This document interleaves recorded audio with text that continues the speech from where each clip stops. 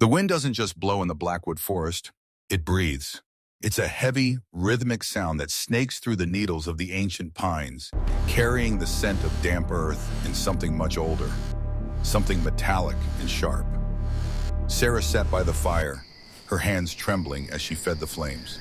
Beside her, Michael and Emily were quiet, their eyes fixed on the shifting wall of blackness beyond the campsite. The fire was their only sanctuary, a small orange heart beating against the ribs of a vast, uncaring wilderness. They had heard the stories in town of the lost colony of 1920, an entire logging camp that vanished in a single night, leaving behind nothing but rusted tools and dinner plates still filled with food. The locals called it the hunger of the woods. They said the forest didn't just kill you, it absorbed you, made you part of itself. And once you were inside it, you never stopped screaming. "Did you hear that?" Michael whispered.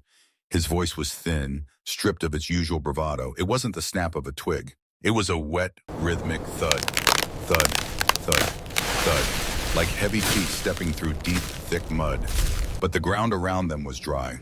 From the veil of the mist, the whispering beast emerged. It didn't walk, it unfolded. It stood 12 feet tall, its skin the color of a fresh bruise, glistening with a sickly sheen. It had no eyes, no nose, no face, only a vertical slit that ran from its crown to its chest. And as it drew closer, the air began to vibrate. It didn't growl. It hummed. 1,000 overlapping human voices, all whispering different secrets at once. Some were crying, some were laughing, some were calling Sarah's name in a voice that sounded exactly like her mother's. "Don't move," Sarah breathed. Her heart felt like a trapped bird in her chest. But Michael broke. The fear snapped his logic like a dry branch, and he bolted into the dark. The beast didn't chase him. Get off me! It simply stretched, its arms elongated like reaching vines, turning into shadows that defied the firelight. With a sickening whoosh, Michael was gone. One moment he was screaming into the black. The next, there was only the sound of the wind and the faint, wet crunch of bone from high up in the canopy. Then silence. And then Michael's voice from somewhere deep in the trees. "Sarah, it's so cold. Please help me." The fire hissed and died instantly, as if an invisible foot had crushed the embers flat. Sarah was plunged into a darkness so thick it felt like drowning. She grabbed the last glowing branch from the ashes and ran blindly into the brush, Emily screaming her name behind her. She stumbled into a part of the forest the maps didn't show. The trees here weren't wood anymore.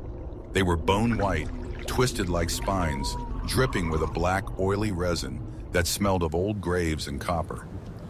Hundreds of rusted deer traps, jagged iron saws, and logging chains hung from the branches, suspended by coils of gray human hair.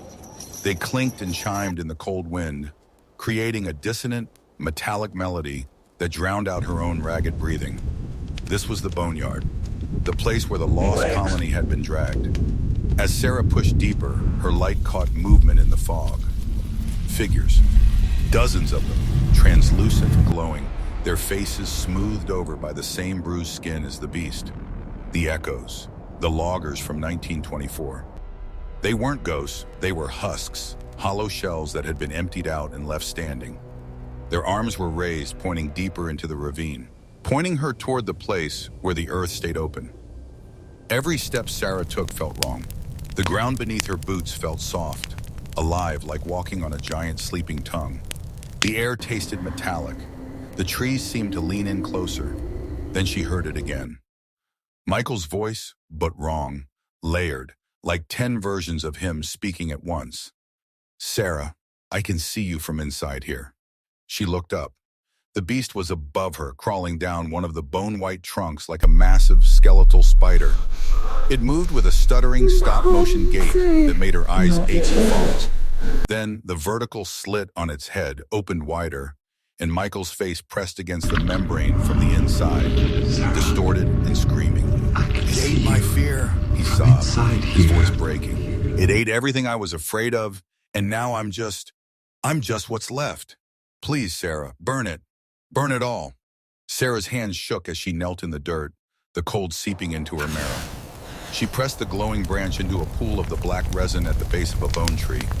The flames caught instantly, roaring up the trunk and spreading across the canopy in a blinding wave of white-hot fire.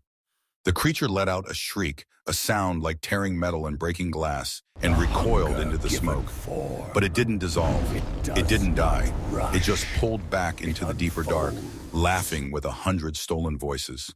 The fire spread fast, consuming the boneyard, and Sarah ran, choking on smoke and ash, as the forest screamed around her. When she finally burst through the tree line, gasping and bleeding, the sky was beginning to lighten. A bruised violet glow bled across the horizon, soft and sickly.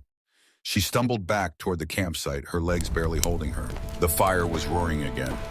Bright, warm, cheerful. Michael and Emily were sitting there, laughing, roasting marshmallows like the night had never happened. Michael looked perfect. His clothes were clean. His hair was dry. He flashed that familiar, crooked smile. "Where have you been, Sarah?" he asked, tilting his head. "We were worried about you." Sarah's breath caught. Relief flooded through her, so powerful it almost made her collapse. She stepped toward the fire, toward the warmth, toward safety. But then Michael reached up to scratch behind his ear. And Sarah saw it, a small vertical slit in his skin, hidden just behind a lock of hair. It was vibrating, humming. Sarah's blood turned to ice. She looked at Emily. Behind her ear, another slit. Both of them smiling, both of them humming. "I was just," Sarah whispered, backing away slowly. "I was just gathering wood." Michael stood. Emily stood. Their smiles didn't falter. The slits behind their ears opened wider, and a low, wet whisper poured out of them in unison. You can't leave, Sarah. The forest doesn't let you leave. Sarah turned to run, but the trees had moved. The path she'd come from was gone. The forest had closed around her like a fist, and then the trees began to whisper. But this time they were whispering in her voice. 1,000 versions of Sarah calling out from the dark, begging for help that would never come. She looked down at her hands. They were trembling, and when she touched behind her own ear, she felt it, soft, warm, vibrating. The slit had already begun to grow. The hunger of the woods doesn't just take you. It makes you part of it. And once you're inside, you never stop whispering.